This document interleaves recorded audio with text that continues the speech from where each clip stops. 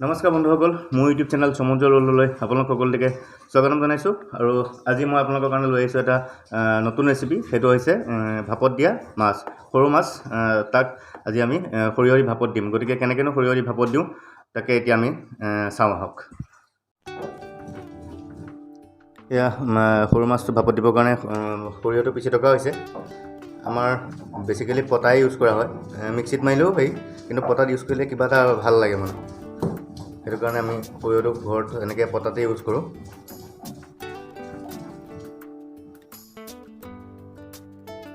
এইখিনি হ'ল মোৱা মাছ, আৰু এতিয়া সৰিয়হে পিচি থকা হৈছে। তাৰপিছত আপোনালোকক দেখাই আছোঁ কেনেকৈ ইয়াক ভাপত দিয়া হয়।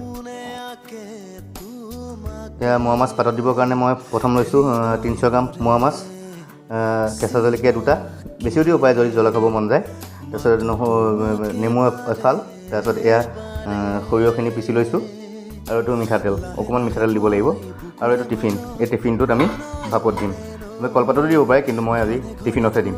গতিকে ইয়াক আমি মেৰিনেট কৰি লওঁ আহক। এতিয়া প্ৰথম মাছখিনি ইয়াত দি লৈছোঁ।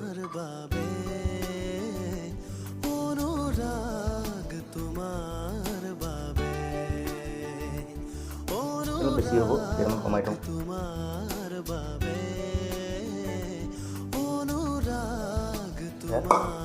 তাৰপিছতে ইয়াত দিম পিচি লোৱা সৰিয়হ অলপ,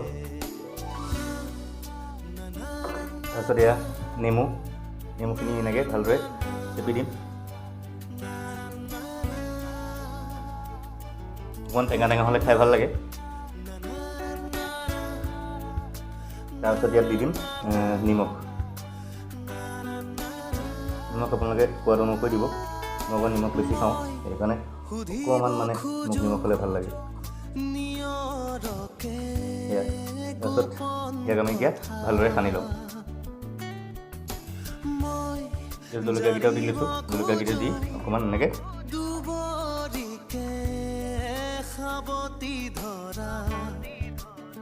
সানি দিব লাগে ধুনীয়াকৈ। এতিয়া মিঠাতেল অকণ দি বাতিটো অকণমান এনেকৈ মিলাই দিছোঁ।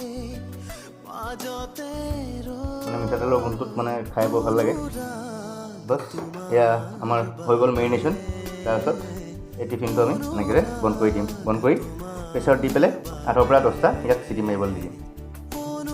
এতিয়া প্ৰেছাৰত অকণমান পানী লৈ লৈছোঁ, পানী লৈ এইটো এনেদৰে গেছত উঠাই দিছোঁ, ঠিক আছে।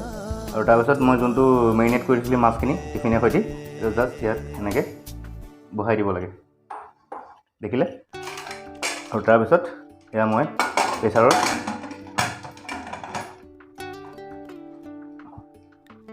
মুখনি মাৰি দিলোঁ। মাৰি ইয়াক এতিয়া 8ৰ পৰা 10টা চিটি ভালদৰে মৰাই ল'ম। মৰাই পেলাই তাৰপিছত এইটো আমাৰ খাব পৰা হৈ যাব। গতিকে ভিডিঅ'টো শেষলৈকে চাই থাকিব। এয়া হুইচেল মৰাই দিছোঁ, 5টা হৈছে, আৰু 3টামান মৰাই দিম। এয়া মই টিফিনটো খুলি আনিছোঁ।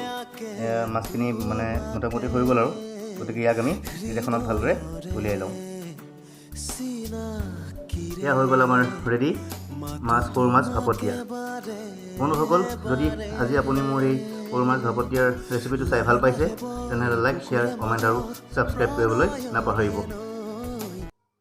ধন্যবাদ।